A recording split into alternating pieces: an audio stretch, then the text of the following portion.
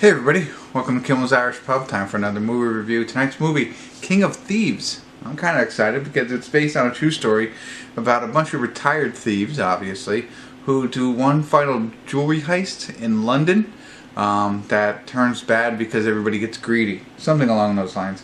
IMDb only has it at a 5.6.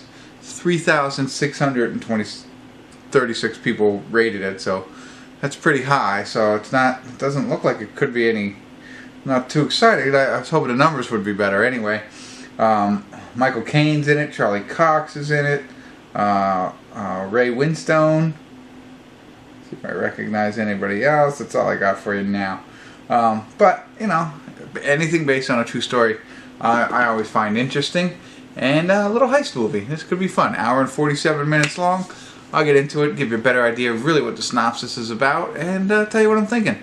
So stick around. I'll be back. Hey everybody, I want to do a quick check-in here. We're watching King of Thieves. We're at the 52-minute and 6-second mark. And I can kind of see maybe why the scores are lower. So one thing, it's kind of difficult for me. They do have very heavy British accents, so I'm missing a little bit of it. But I don't think it's too much. But sometimes it's hard to decipher what they're actually saying. But really, you know, it's all about a heist that they go in to rob a vault. Okay, but it goes right into it. I mean, within 25 to 30 minutes, they're involved in the heist. So not a spoiler alert, but that's really what happens. So Michael Caine's wife dies, and he has some people that he's worked with in the past. They talk about stories and stuff like that at the wake, and then this younger gentleman approaches them, and approaches him specifically, saying he's got an idea on a job, kind of thing. And the next scene is them actually like breaking into it. Like he's got the keys, he's got everything. I mean, they're walking and talking, and he's right in there. They need to do more stuff, but it was like he gets them all the way to a point, like this is where I can get you to, and then they walk out in a broad daylight after they kind of just broke into the place. Then he recruits the other guys, and they go right into the heist. So it's very, very quick with very little development, I think, initially. Now there are some funny parts because these are older gentlemen, senior citizens who are, trying to rob this vault. And, so like they have diabetes, two of them. And during the heist, the guy's got to take a break to take an insulin shot. And then one guy sparks up a joint during the heist. Another guy starts having a sandwich while this is all going on. And the third guy, who's a watch-out guy, of course, falls asleep. So there's some of the things that are kind of comical about it that I do like. But again, it was very rushed, and I'm thinking, at first when I said, wow, 30 minutes into this heist, I guess it's going to be all about what's happening after the heist. Well, not so. Something goes wrong, so it extends the amount of time they have to do this. And so here we are 52 minutes later. We're still going through it. And it's not like there's any, flashbacks or anything like that to add to the development. You don't really know about their history of what they've done. They made a living off of this, but it lacks that piece. I'm not invested in these guys as being, vault robbers, bank robbers, whatever they are. So we'll see where it goes from here. But right now, there's my areas of opportunity, and that's why I think maybe the ratings are so low. But keep it going here. We got a little bit more. We're a little over halfway. If anything interesting happens, I'll check in. If not, I'll see you at the credits. Hey everybody, we're at the credits of King of Thieves, and it didn't get much better. And I understand, like, it's more about, than just a heist. It's about what happens after the heist and how they start turning on each other. They're greedy. They want to take all the money themselves. And some people quit the gang, whatever. But they try and, I don't know. At one point, they're trying to get together and maybe divvy it all up again. There's still all these lies going on, but the lies that they tell and the way that they say, hey, we lost it, that kind of stuff. What happened to all the loot, if you will.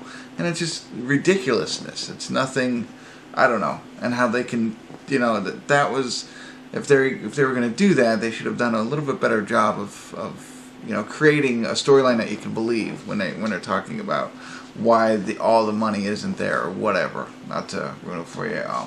I think I already did ruin it for you when I told you in the first cut-in how much what happened during the funny stuff. That was the best part of the whole movie. Otherwise, it was slow and a little dull and disappointing overall. As I mentioned, no backstory. They never came back and told you how this all gang got to know each other, which I think is important. The heist planning was so brief that you lose interest in it. Then the heist itself was kind of ridiculous on what they did, but whatever. This is all based on somewhat of a true story. I don't know how much of this is true. They do show at the end some hey, this is what happened after the movie.